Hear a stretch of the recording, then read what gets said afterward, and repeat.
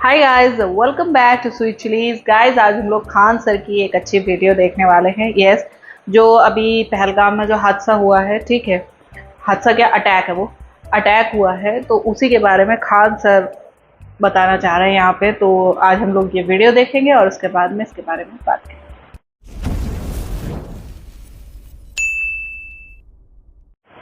जय हिंद। देखिए, कश्मीर का बैसरान घाटी जो है ये बहुत ही अपने सुंदर दृश्य के लिए प्रसिद्ध है, इसीलिए इसे मिनी स्विट्जरलैंड कहा जाता है। जिस कारण इस जिले में बहुत ज़्यादा, इस घाटी में बहुत ज़्यादा भारत के अन्य राज्यों से सैलानी पर्यटक घूमने जाते हैं। ये पहाड़ों से घिरा हुआ है। इन पहाड़ों के बीच में घाटियां हैं जो दूर में यहाँ पे पूरी तरह से बर्फ से ढकी पहाड़ियां हैं। ठंड का दिन आता है तो इस पे बर्फ की एक चादर पड़ जाती है जो बहुत ही मनोहर दृश्य दिखता है, और इसके सामने ऊंची ऊंची चोटियां हैं। गर्मी के दिन में, जैसे अभी के वर्तमान समय में, पूरा हरियाली छा जाता है, और ठंड के दिन में इसमें बर्फ जम जाता है। ऐसे ही बहुत सारे सैलानी यहाँ घूमने गए थे। हालांकि ये जगह बहुत ही प्रसिद्ध है। पहलगांव जो जगह है, पहलगांव में ये घाटी है। पहलगांव जो जगह है, वहाँ से ये घाटी लगभग आधे से 1 घंटे के डिस्टेंस पे है। पहाड़ों पर आधा ज़्यादा दूरी नहीं होती है, लेकिन घुमावदार रास्ता का होने की वजह से दूरियां बढ़ जाती हैं। तो यहीं पर जब अमरनाथ की यात्रा शुरू होती है, अभी 2 जुलाई से अमरनाथ की यात्रा शुरू होने वाली है, तो इस पहलगांव को एक बेस कैंप के रूप में यूज किया जाता है। जो श्रद्धालु हैं वो श्रद्धालु वहीं है जो बेस कैंप के रूप में रुकते हैं, ताकि बाबा अमरनाथ की दर्शन कर सके। यहीं पर बहुत सारे इस बार पर्यटक रुके हुए थे। सब पहलगांव से थोड़ी दूरी पर है। पहलगांव से ये आपका बैसरान घाटी ये बहुत ही प्रसिद्ध है, लेकिन इसी पे कुछ आतंकवादी आए और उनको मार दिए सब, और इतने निर्मम तरीके से हत्या किए सब। इन आतंकवादियों ने, पाकिस्तान के जन्माए इन आतंकवादियों ने भारत पर हमला किया, क्योंकि इनके बाप की औकात नहीं है कि भारतीय सेना के पास आके लड़ सके। तुम्हारे अब्बा जो थे ना, 93,000 फौज हारे थे, साले तुम्हारे बाप भी उसमें शामिल होंगे। 1971 पूछना अपने बाप से जाके। यहाँ पे इन लोगों ने निहत्ते लोगों पे मारा। ये दिखाता है कि कितने कायर पैदा होते हैं सब। हमारे यहाँ पे कहा जाता है, माँ का दूध पियो तो सामने से आके लड़ो। तुम्हारे ही कहते हैं यहाँ पे एक निहत्ता, कोई किसी की शादी हुई है, कुछ दिन पहले हुई है, वहाँ पर जाके मार दिया। एक जिम्मेदारी लिया है रेसिस्टेंस फंड। बताइए इनके बच्चे का क्या गुनाह था? बताइए, इनका बच्चा अच्छा मार्क्स लाया तो घूमने के लिए यहाँ आ गए। किसी की शादी 1 हफ्ते हुई है, किसी के हस्बैंड को मार दिया गया, वो कह रही है कि मेरे हमको भी मार दो यहाँ, लेकिन कह रहे नहीं तुम अपनी सरकार को जाके बताओगे। अरे सरकार को तो पता चल गया है, लेकिन हम लोग को जो है ना, अभी इलाज होगा इसका जवाब अच्छा भी से। ऐसा मिला है और अभी मिल रहा है। बच्चे को मार दिया तो गया। जब इंडियन आर्मी पहुंची तो फौज के ड्रेस में आतंकवादी थे सब। ये महिला समझ नहीं पाई, फौज को देख के रोने लगी। इनको लगा कि ये भी कहीं आतंकवादी तो नहीं है, तो उन लोगों ने बताया कि हम इंडियन आर्मी से आपकी मदद करने के लिए आए हैं।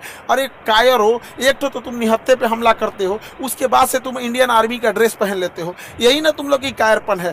खैर, पड़ोसी की औलाद हो लोग, साले तुम लोग की तो इतनी औकात नहीं जो इंडियन आर्मी से लड़ सको। लड़े तो थे, एक बार यही हुआ था। हालांकि हम लोगों ने अभी ऑपरेशन टिक्का प्रारंभ किया है, रेस्क्यू ऑपरेशन चल रहा है। कुछ आतंकवादी मार दिए भी गए हैं, अभी आगे भी कार्रवाई चल रही है। लेकिन इससे क्या होने वाला? अभी मोदी जी सऊदी अरब के दौरे पे थे, तब तक ये घटना हुई, तो सऊदी अरब के दौरे को बीच में ही कैंसिल करके आए, और एक सर्वदलीय मीटिंग भी बुला रहे हैं, जिसपे कि पूरी तरह से निर्णय लिया जाएगा कि इसका क्या फाइनल इलाज किया जाएगा। लेकिन इस चीज को समझिए कि इसके पीछे हाथ किसका किसका हो सकता है। पाकिस्तानी कायर है ये। पाकिस्तान वालों, पहले सुनो, ये तुम्हारा सेनापति ये सबसे बड़ा चोर आदमी है। लंदन में इसकी बहुत बड़ी प्रॉपर्टी है। अमेरिका में अपने बच्चों के लिए फार्म हाउस खरीद के रखा। पता करा लेना तुम लोग, यहाँ पर 1 से 1 करोड़पति। ये ISI में था, पाकिस्तानी आतंकवादी संगठन, सरकारी आतंकवादी संगठन, उसका नाम ISI है। उसका ये हेड रहा। तो ये सेना में बहुत घपला किया है, और सेना का मनोबल डाउन हो गया है इसके वजह से। तो ये सोच रहा है एक तो एस्केलेट हो जाए, एक लड़ाई एस्केलेट हो जाए। इसलिए इसने रावलपिंडी में एक भाषण दिया था कि हम बताएंगे कि क्यों पाकिस्तान अलग हुआ था। अरे पाकिस्तान इसलिए अलग हुआ था कि एक साफ सुथरा इंसान सुअर के साथ नहीं रह सकता है। तुम्हारा जो सरगना था जिन्ना, उसने अलग कर दिया भारत से, सुअरों को अलग करके वहां अलग कर दिया। तो ये पूरी के पूरे वहां पे, और जो पाकिस्तान यहाँ से गए थे लोग ना, ये सोच के कि पाकिस्तान एक बहुत खूबसूरत देश बनेगा। देख लो तुम्हारे देश में क्या हाल हो चुका है। यहाँ पर दुनिया थूकती है साला। अगर एयरपोर्ट में पता चल जाए कि पाकिस्तानी है तो बगल का आदमी उठ के चला जाता है। अगर जहाज में पता चल जाए कि मेरे बगल में पाकिस्तानी बैठा है, उसका पूरा रास्ता पर टेंशन में रहेगा कि पूरी तरह से सलामत जा पाएगा कि कि रास्ते में फटेगा यहाँ पर। तो ये चाहता है कि अपनी सेना में थोड़ा सा मनोबल बढ़ाने के लिए युद्ध हो जाए। दूसरा, पाकिस्तान में इसने क्या किया, इमरान खान को गिरफ्तार करा दिया। इमरान खान पहले क्रिकेटर थे, पूरी दुनिया घूमे थे, पाकिस्तान के अन्य प्रधानमंत्रियों की तुलना में ज़्यादा सोच समझ रखने वाला था, तो इसको जेल में भेजवा दिया मेरे चचवा को। अभी यहाँ पे गृह युद्ध हो गया। तो आसिम मुनीर का यही सोचना है कि अगर भारत से थोड़ी बड़ी भी लड़ाई हो जाती है तो सेना ये अपना बन बजा लेगा कि देखो हम हैं तो पाकिस्तान को बचा के रखे हुए, वैसे भी पाकिस्तान मरेगा, बकरी की अम्मा कब तक खैर मनाएगी यहाँ। दूसरा एक और चीज़ है क्या है कि इंडिया चाइना और अमेरिका के बीच में जो ट्रेड वार हुआ है, तो चाइना के ऊपर 245% लगा दिया गया है टेरिफ, जिस वजह से बहुत सारे व्यापारी अब इंडिया की ओर मूव करेंगे। तो चाइना की भी चाल है, वो पाकिस्तान के थ्रू भारत में हमला करा रहा है ताकि बड़े व्यापारी इंडिया में इस मौके को ना सके, क्योंकि जो बहुत बड़े व्यापारी होते हैं ना तो करोड़ों करोड़ में डील करते हैं, 200 करोड़ 400 करोड़, तो वो देखते हैं किस देश में शांति है। इसलिए देखिएगा सिंगापुर देखिए, दुबई देखिए, कोरिया देखिए, जापान देखिए, यहाँ हमेशा शांति रहता है, तो वैसे ही देखते हैं। तो चाइना को लगता है कि इसका फायदा कहीं इंडिया ना उठा ले, इसलिए जानबूझ के चाइना पाकिस्तान को उकसा रहा है। और देखिए जब कोई इंसान भिखमंगा हो जाता है, पूरी तरह कंगाल हो जाता है, अपनी इज्जत खत्म हो जाती है, तो दूसरे को डुबाने में लग जाता है। यही काम पाकिस्तान कर रहा है। ये आतंकवादी आए और वहां पर्यटकों के ऊपर गोली चलाने लगे। आतंकवादियों के मंसूबे को समझिए, गोली मारे हैं उनकी मंसूबा को समझिए।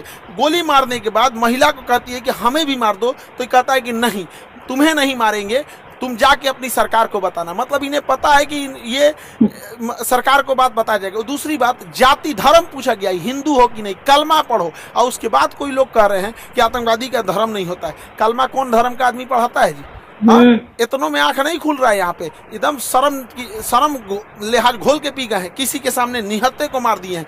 इससे कश्मीर में जो सबसे बड़ी समस्या आएगी, हम लोगों को जब धारा 370 हटा था तो 5 साल लग गए ये चीज़ों को नॉर्मल पटरी पे लाते हुए। उसको 5 मिनट में सब रौंद के चला गया। अब कौन पर्यटक वहाँ जाएगा? पर्यटक जिनके पास ज़्यादा पैसे होते हैं वही लोग। गरीब आदमी का मतलब पर्यटन मतलब कौन सी होता है? ननिहाल चल जाता है, पर्यटन मतलब हो गया नानी के घर घूम लिया, हो गया पर्यटन, हो गया। लेकिन ये लोग जा रहे थे भारत के अन्य हिस्सों से, अभी उन पर क्या बीतेगी? पूरा मनोबल तोड़ के रख दिया। ये सब अपने मंसूबे में कामयाब हो रहे हैं। इससे क्या होगा बताइए? पहलगांव में ना कोई फैक्ट्री है, ना कोई इंडस्ट्री है, कुछ है ही नहीं है, पर्यटन से ही इनकम होता है। तो इन लोग इनकम डूबेगी, जब इनकम डूबेगी गरीबी आएगी, अनएम्प्लॉयमेंट बढ़ेगा। और यही पाकिस्तान चाहता है कि कश्मीर में भयानक गरीबी आए, क्योंकि जब गरीबी आ जाती है, इंसान के पास एकदम गरीबी आ जाएगी, तो फिर इंसान देखता है कि हमारा पेट कैसे भरेगा। अब यही पाकिस्तानी उन्हें हथियार थमाते हैं सब। तो एक और वो दिखाते हैं सब, देखो कश्मीरी तुम्हारे साथ है। आज कश्मीर वाले देखो तुम्हारे साथ कौन खड़ा है। खुद को खाने के लिए आटा चावल है नहीं कि अगर पाकिस्तान हमारे कश्मीर के पीछे नहीं पड़ा रहता तो आज जिस तरह गोवा डेवलप है, आज जिस तरह सिंगापुर डेवलप है, ठीक उसी तरह से जम्मू कश्मीर भी डेवलप रहता।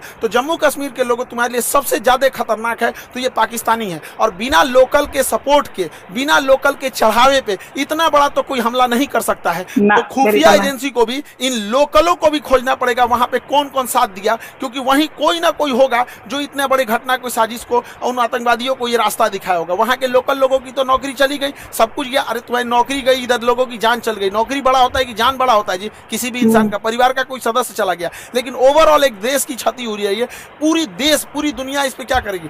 दुनिया को क्या करना है वो तो देखेगी कि भारत एक अनस्टेबल है। कश्मीर के मुद्दा को दोबारा वो पाकिस्तान ऊपर की ओर बढ़ा रहा है। अभी भारत सरकार को इस पे सख्त एक्शन लेना चाहिए। पाकिस्तानी जो भारत में इलाज कराने आ रहे हैं सबका वीजा रद्द कर देना चाहिए। भारत सरकार ने सार्क का वीजा जो बिजनेस के लिए, कोई भी पाकिस्तानी को चाहे हार्ट ट्रांसप्लांट हो, चाहे किडनी ट्रांसप्लांट हो, इंडिया में आने ही नहीं देना चाहिए, क्योंकि इंडिया में इलाज बहुत सस्ता होता है। आते हैं चेन्नई, आते हैं मुंबई, दिल्ली, इलाज करा के चले जाते हैं। बाहर में जाओ ससुरे तो नहीं, मरो वहीं पे जहां जाना है तुमको। एकदम कोई वीजा उजा, कोई इंसानियत मरौवत नहीं करना चाहिए यहाँ पे। एयर स्पेस तो हम लोग का बंद ही है पाकिस्तान का। एयर स्पेस की वजह से पाकिस्तान को बहुत घाटा लग रहा है, लेकिन भिखमंगों को क्या चाहिए? जीने के लिए तो कैसे भी जी लेंगे। सिंधु जल समझौता 1960 के तहत हम लोग सिंधु नदी तंत्र के 80% जल छोड़ देते थे। भारत ने अभी समझौते को सस्पेंड किया है। सस्पेंड करने से फायदा ये है कि हम लोग कभी जब मन तब सस्पेंड कर देंगे जब भी इस तरह की घटना होगी। लेकिन सिंधु जल समझौते को सस्पेंड कर देना कोई इलाज नहीं है, क्योंकि इसके पानी को हम डाइवर्ट करके लेके कहाँ जाएंगे? इसके लिए हमें नया बांध बनाने की जरूरत है। तो बहुत सारे बांध, जब तक ये समझौता सस्पेंड है, बांध बना देना चाहिए और पाकिस्तान के पूरे पानी को रोक लेना चाहिए।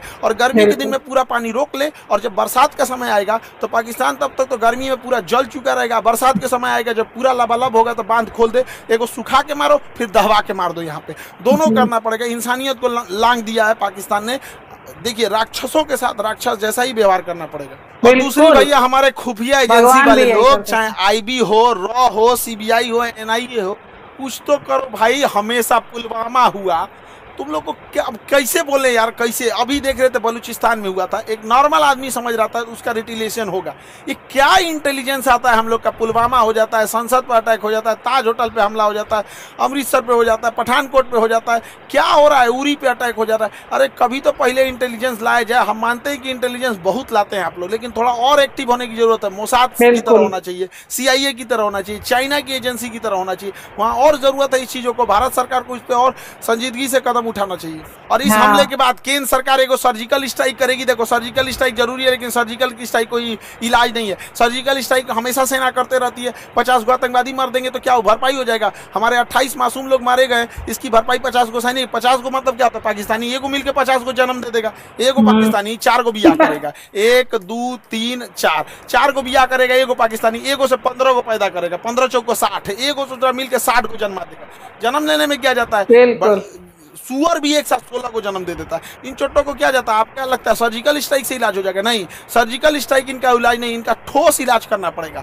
24 करोड़ लोग हैं पाकिस्तान में। जब 24 करोड़ को समझ में आएगा ना, तब ये होगा। इन सब भूखे प्यासे मार देना चाहिए, नेवल ब्लॉकेज करना चाहिए। पूरे भारत के लोगों से कहते हैं अपनी सरकार पर इस बात दबाव बनाया जाए। ये पाकिस्तान है, इसकी जो यहाँ पर इसकी जो नेवी है, यहाँ पर ये वाला समुद्र में यहाँ नौसेना लगा के ब्लॉक कर दिया जाए। अगर हम नेवल ब्लॉकेज कर देते हैं तो इसकी पूरी सप्लाई लाइन कट जाएगी। पाकिस्तान कहीं से सप्लाई नहीं दे पाएगा नेवल ब्लॉकेज होने की वजह से। और पाकिस्तान के बाद जो पेट्रोलियम भंडार है बस 9 दिन का है। 9 दिन के बाद इसके पास पेट्रोलियम खत्म हो जाएगा। तो नेवल ब्लॉकेज लगने के कारण इसके पूरा पेट्रोलियम खत्म हो जाएगा। और हम लोग कहीं ना कहीं ये लंबे समय तक ऊपर से यहाँ पे सिंधु जल समझौता सस्पेंड करके नीचे से नेवल ब्लॉकेज कर दे। और दूसरा क्या है कि आतंकवादियों को कहते हैं कि तुम लोग धर्म का नाम लेके यहाँ पे जो आतंकवादी घटना करते हो, यहाँ के रहने वाले लोगों को क्या होगा? और मुस्लिम समाज से कहते हैं कि एक अभी जो जुमा का दिन आ रहा है, फ्राइडे के दिन, वहां से भी यहाँ पे सारे लोगों को एक होने की जरूरत है। वरना हम लोग को या जो भी एक साधारण व्यक्ति है इन चोट्टों पाकिस्तानियों की गुनाह का सजा सबको मिलने वाला है। लोग क्या किस नज़र से देखेंगे हम लोगों को? क्या तरीका है यहाँ पर? तो हम लोगों को भी खड़े होने की जरूरत है। जब इजराइल में हुआ था, इजराइल में गाजा में जो हुआ था, छोटे बच्चे को मारा गया था, वो भी गलत था। यहाँ जो हुआ ये भी गलत है। उसके लिए खड़े हुए थे तो इसके लिए भी खड़े होना पड़ेगा यहाँ, तब देश होगा। वरना कितना बुरा कलंक पोत के चला गया है पाकिस्तान के। 2 लौंडे आए, सब यहाँ गोली चला के चले गए। बनी बनाई इज्जत मिट्टी में मिल जाती है। एक अब्दुल कलाम होता है, एक वीर अब्दुल हमीद होता है, और यहाँ डेली 2-4 को निकल के इस तरह कश्मीर में घटना करेंगे। सब किस नजर से देखा जाएगा? हम लोग का रेपुटेशन कहाँ जाएगा? इसलिए एक सामूहिक जिम्मेदारी बनती है कि इसे कंडेम किया जाए, इसकी घोर निंदा किया जाए यहाँ चीजों को सामूहिक तौर पर। और पूरे भारत के लोगों से कहते हैं, चाहे हम तो अपने शिक्षा जगत में है, तो हम तो अपने शिक्षा जगत से हर एक टीचर से भी उम्मीद करते हैं, उनसे भी आह्वान करते हैं कि अपनी सरकार पर इस बात का दबाव बनाया जाए कि यहाँ से नेवल ब्लॉकेज होगा यहाँ से, ताकि यहाँ से कोई भी पाकिस्तानी शिप अंदर नहीं जा सकता है, ताकि 9 दिन के अंदर इसका पेट्रोलियम खत्म हो जाए। और ऊपर से सिंधु जल समझौता सस्पेंड कर देना चाहिए, ताकि कोई पानी ना जा पाए और गेहूं की धान की फसलें ना बोल पाए। और बरसात के समय इसे छोड़ दो, इधर दहवा के मार दो, इधर बंद करके मार दो, तब तक जब तक इनको समझ में नहीं आए। वरना ये जो है सब ना पागल हो गए हैं सब, इनका कोई इलाज नहीं है। मानवता की हद लांघ दी है सब। किसी का धर्म पूछ के मारा जाता है, किसी को इंसानियत नाम की चीज है कि नहीं? जिंदा है सब इंसानियत। कोई क्या सोचेगा यहाँ पे जी? इंसानियत होती तो अब तक क्यों हमले हो रहे होते? पाकिस्तान को मिटा दिया जाता, इंसानियत तो है ही नहीं, खत्म सब। कम से कम एशिया में तो शांति जरूर आ जाएगी। हम सरकार से भी आग्रह करते हैं कि सर्जिकल स्ट्राइक जैसे झुनझुना से पाकिस्तान सुधरने वाला नहीं है, इसको बेत मारना पड़ेगा।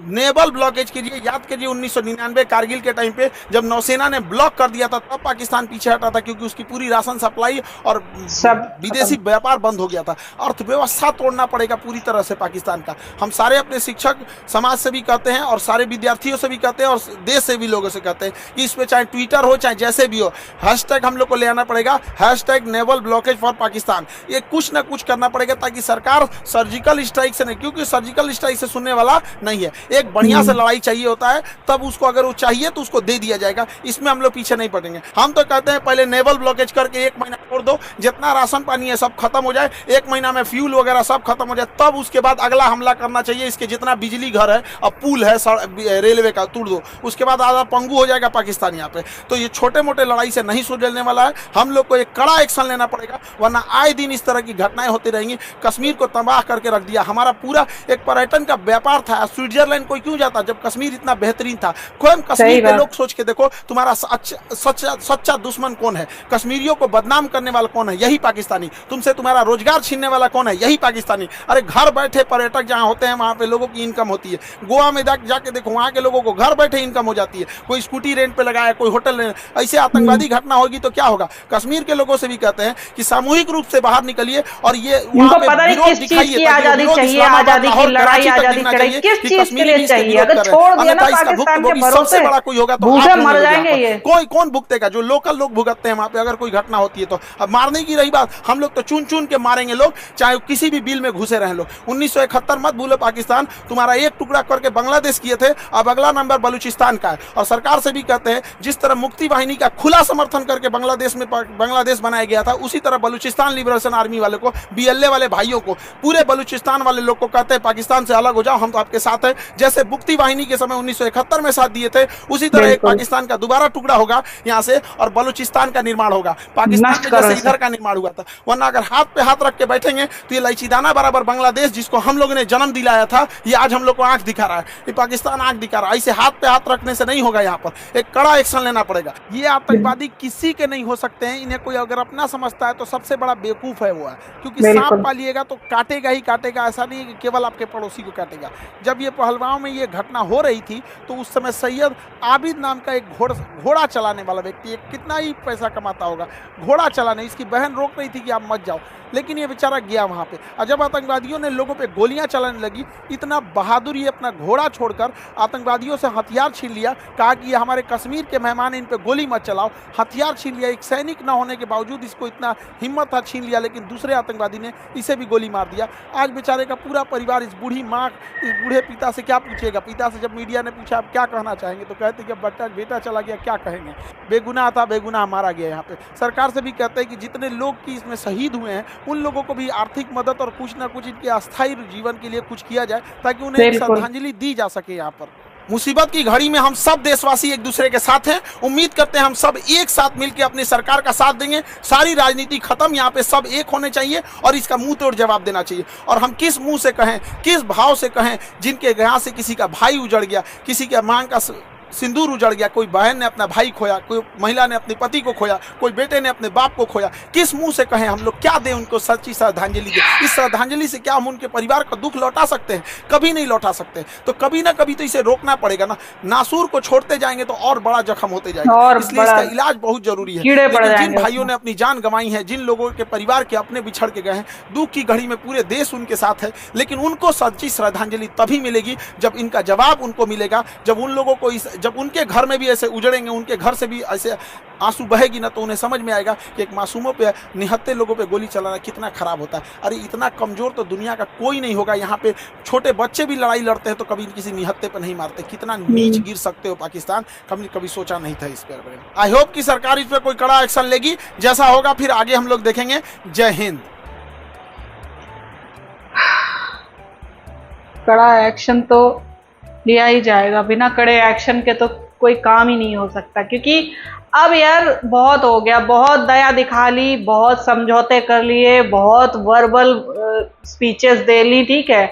अभी बहुत सारे ऐसे लिबरांडू हैं इस टाइम पे, ठीक है, जो कह रहे हैं कि हाँ मतलब नहीं, बात करके सॉल्व कर लो, ये करके सॉल्व कर लो, वो करके सॉल्व कर लो, हमें अपनी इंसानियत नहीं भूलनी चाहिए। अरे इंसान के सामने ना इंसानियत दिखाएंगे, जो ऑलरेडी मॉन्स्टर है, जो ऑलरेडी राक्षस है, दरिंदा है, उसके सामने क्यों वो दिखाना है? आपके घर में कॉकरोच दिखता है तो आप उससे इंसानियत दिखाते हो, हाथ जोड़ते हो कि हाँ भैया मेरे घर से निकल जा, या फिर चप्पल मार के उसे मारते हो? क्या करते हैं हम? यही तो करते हैं ना। हम हमारे घर में अगर कॉकरोच दिखे, कीड़े मकोड़े दिखे, छिपकली दिखे, इस टाइप के जितने भी घर को हानि पहुंचाने वाले जितने भी पेस्ट दिखते हैं, उनको हम क्या करते हैं? उनका इलाज करते हैं, ठीक है। मकड़ियों का जाला हम निकालते हैं। ऐसा तो नहीं करते कि हाँ मकड़ियों का जाला निकला, अरे ये इनका घर है छोड़ दो, है नहीं। अपने घर, ये नियम है, ये कुदरती नियम है भाई, कि हाँ अपने घर को साफ करने के लिए हमें ये सब काम करने पड़ते हैं, ठीक है। ये सब काम हमें अपने घर में करने पड़ते हैं।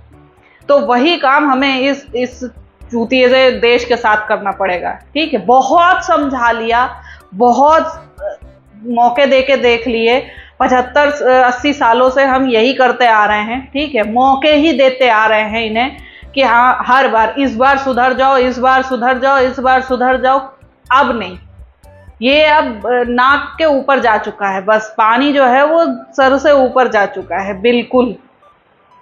अब अगर माफी दी, माफ किया या कोई सा भी ढील छोड़ी तो बस ये रहेगा कि हाँ हमने मतलब चप्पल पैरागॉन एक बार तो चलाई, दूसरी बार चलाना छोड़ दिया। ठीक है, दया करगी, और यही दया बाद में भारी पड़ जाएगी। तो इसलिए कोई दया नहीं करनी इन पर, बिल्कुल दया नहीं करनी है इन पे। जो जो यहाँ पर खान सर ने रास्ता बताया ना, बहुत सही बताया है।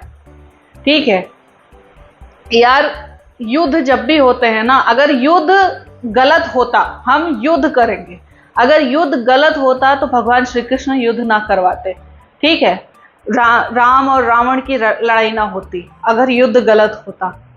जहां पर सारे नियम टूट जाते हैं, जहां पे सारी मतलब जितनी सीमाएं होती हैं वो टूट जाती हैं, उधर लांघी जा चुकी होती हैं, वहां फिर कोई नियम लागू नहीं होता। वहां सिर्फ एक ही नियम लागू होता है, धर्मो रक्षिता रक्षित। वहां सिर्फ एक ही नियम लागू होता है, धर्मो रक्षित रक्षिता, बस और कुछ नहीं। सिर्फ बस एक ही चीज करो कि हाँ अपने लोगों को बचाओ, बस अपने देश की रक्षा करो। अपने देश की रक्षा के लिए जितने भी काम हो सके सब करें, सब चीज करने चाहिए और करने पड़ेंगे। सो मैं मिलती हूँ नेक्स्ट वीडियो में। Bye bye.